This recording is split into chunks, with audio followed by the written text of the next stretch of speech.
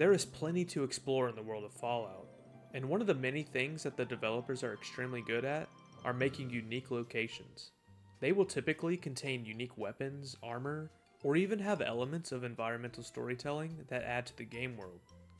In Fallout New Vegas, there are tons of these locations, and I think they are probably one of the best examples that other developers can take inspiration from when designing their own game worlds. Starfield.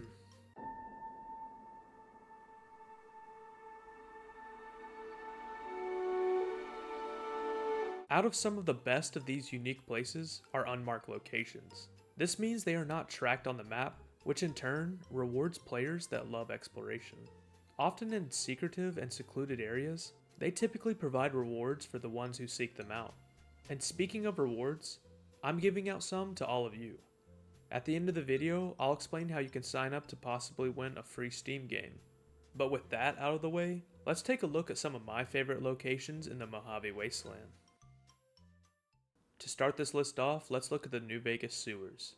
The New Vegas sewers are a district of New Vegas, spanning a considerable length of the underground below the city. The sewers consist of a labyrinth of tunnels containing an infestation of giant rats, roaming packs of feral ghouls, and fiend gang members. Certain sections of the sewer system are also inhabited by vagrants, who have retreated from the city above. Living in the underbelly of New Vegas, many survive by hunting rats for food and gambling their small savings away on the fights at the Thorn near Westside. Others are prospectors, who make journeys into unsafe parts of the sewers, seeking pre-war salvage to sell for whatever meager amounts of caps they can get. Most of these people speak to the player character in depressed tones, and occasionally warn of the fiends taking over parts of the sewer system. This area has 5 total entrances: the Central, East Central, North, and Sealed Sewers, as well as the Thorn. There were 2 other planned entrances known as the Northwest and Southeast Sewers, but sadly, they were cut from the game during development. If you learn all of these locations, they're a great way to navigate around New Vegas. Look up the exit points and start using them. The creatures down in the sewer are mostly weaker than the world above as well, so it's not too difficult to get through. And as previously stated, one of the most interesting places down here is the Thorn. You can fight for caps or bet on other fights there as well. Next on the list is the Nuclear Test Shack. It's a small building located in the highly irradiated old nuclear test site far to the south. It can be found between the Caesars Legion safe house and the crashed vertibird site. Outside of the shack are a ton of feral and irradiated ghouls that make this a tricky site to get to. Inside the shack, you will find a body of a person named Trash, a dead ghoul wannabe. There are also 3 diary entries that can be looted that were written by her.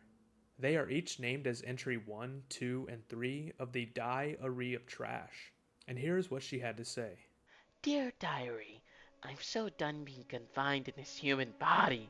So today, I moved into this shack at the abandoned test site. There should be enough radiation there to turn me into a ghoul. All around me, this world is bleak and dreadful. Is it so wrong to want a body to match it? I wonder what color my skin will turn, and if I'll be able to find a good shade of lipstick to go with it. Probably not. God, everything is so miserable. Dear Diary, I've been in this shack for almost a week now. Nothing is happening. I'm so bored. And this shack is so hot. And it's totally ruining my hair. It's like so hard to find dye this color in a wasteland. This sucks. I'm gonna be a ghoul now. I hate all this waiting. Life? Ugh. Living is so overrated. Dear Diary. Good news, Diary. I think it's finally starting to happen. Okay, so I don't feel like totally miserable. What else is new? Ha ha ha ha ha. And my skin is starting to peel off. But I'm pretty sure that's the first step. Oh, and my hair. I finally got it just the way I like it. And now it starts coming out. Why does ghoulification have to be so unfair? The Diary is a homage to Johnny the Homicidal Maniac graphic novel, in which Johnny writes his own diary. You can also find a Sunset Sarsaparilla Star bottle cap, as well as a copy of Nikola Tesla New. Make sure before you head to this area though, you're stocked up on Rad-X and Radaway, because even if the ghouls don't kill you, the radiation levels definitely will. Chance's grave is quite possibly one of the most interesting and unique places in the Mojave. It is the burial site of Chance, a member of the Great Khans. He was a part of the group Benny had originally hired to come with him to ambush the courier. However, he died before the group reached Goodsprings, and was buried by McMurphy and Jessup at this location. His story can be found in the graphic novel All Roads, written by Christopher Avalone, the senior designer of Fallout New Vegas. I highly recommend reading the story. It provides context for locations like Chance's grave, the makeshift Great Khan camp, and Chance's map. It also helps in establishing some of the background of New Vegas before the start of the game. His grave is located directly west of the makeshift Great Khan camp, in an alcove created by surrounding rock formations. The grave can be dug up with a shovel just like any other in the game. It contains Chance's knife and a suit of Great Khan simple armor. This knife is a unique combat knife with a high DPS and a crit multiplier of 2, making it possibly one of the best melee weapons in the game. One other interesting thing to note about this location is that a faint ghostly whisper sound at the grave can be heard with a 2% chance of being played. These whispers are emitted by the wooden grave marker. However, this is not unique to just this gravesite. It can be triggered at any gravesite within the game.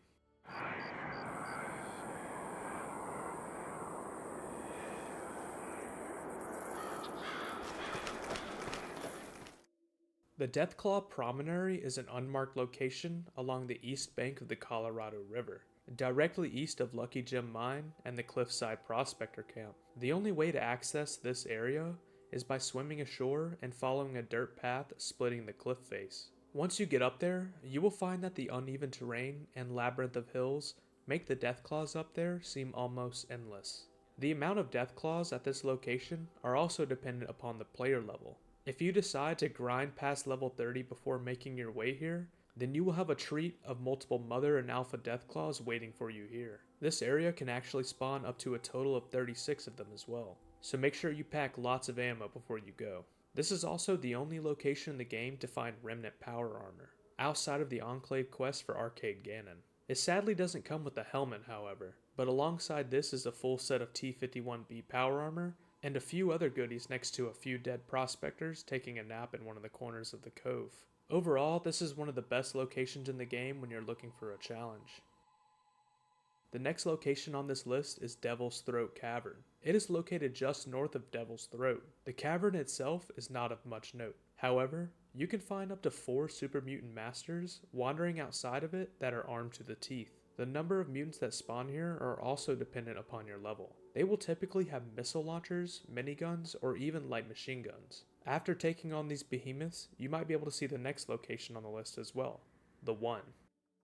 If you chose the Wild Wasteland trait, you can find an undetonated nuclear bomb, known as the One. Its display will read 9999, and the bomb itself always emits a small amount of radiation. Without the trait, the bomb is replaced with just a small blackened area that will also emit a small amount of radiation. Found along the edge of the Mesquite Mountains crater is Hell's Motel. The motel is a 2-story shack containing the late Dr. Rotson. Being a ghoul, he had created a home for himself in an irradiated zone, consisting of a kitchen on the first floor, a lab, and his sleeping quarters on the second floor. Outside of the motel itself are several feral ghoul reavers. There are also containers of glowing fungus being cultivated on the porch. Despite the widespread radiation outside near the irradiated lake and on the motel's porch, Hell's Motel is radiation free on the inside. Upon entering, the body of Dr. Rotson will be found lying in a pool of blood, along with a crazed Mr. Handy. All we know about Dr. Rotson is that he is, or rather was, a medical doctor who made his home and livelihood in the western Mojave, likely by selling his medical services and making his own medical supplies from the growing fungus and his own personal distillery. He was killed by unknown means, potentially by his crazed robotic assistant. If you use console commands to resurrect Rotson, he will go back to cooking, cleaning, and eating as usual, and he even has the ability to be bartered with. Sadly though, he has no caps to trade himself. Rotson might have had some content planned around him that never made it to the final game. If that was the case, the developers had at least turned his location into a spot for environmental storytelling.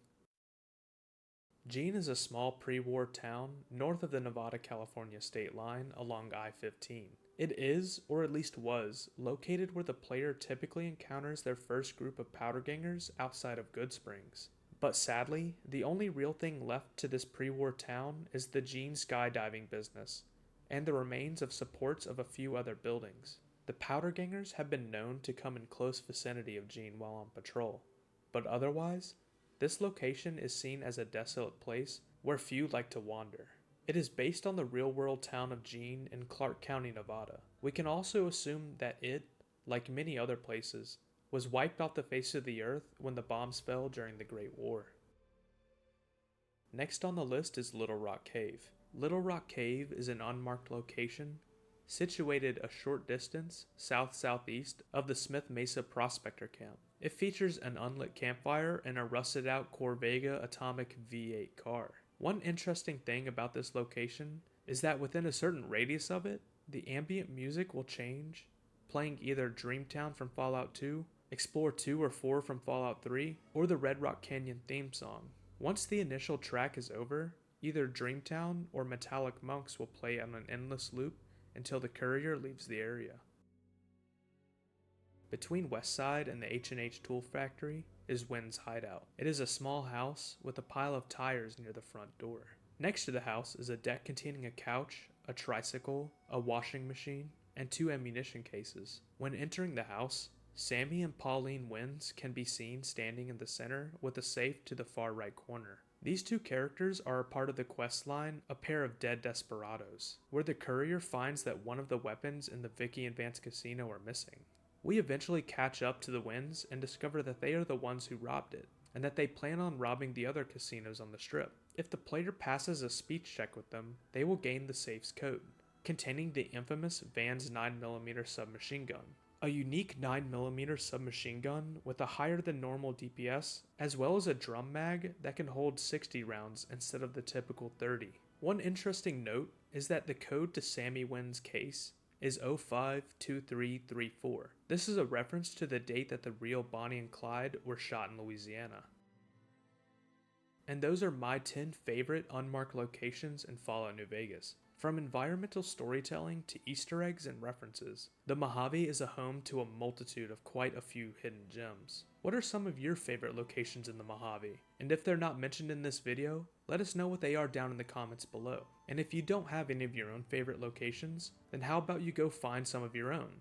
Because I'm giving away a copy of every Fallout game every day on Steam, starting from next Monday, May 6th, up until Sunday, May 12th. All you have to do is follow me on Patreon. No donation required. However, if you want to donate, it also increases your chances of winning, depending on what tier you subscribe to. This is just a way for me to say thank you to all of you who have helped me and my channel grow these past few months, and I'm extremely appreciative of it. I have much more content and events just like this planned for the future. Again, I want to thank all of you so much. This means so much to me. And with that out of the way, thank you all for watching, and please like and subscribe for more content.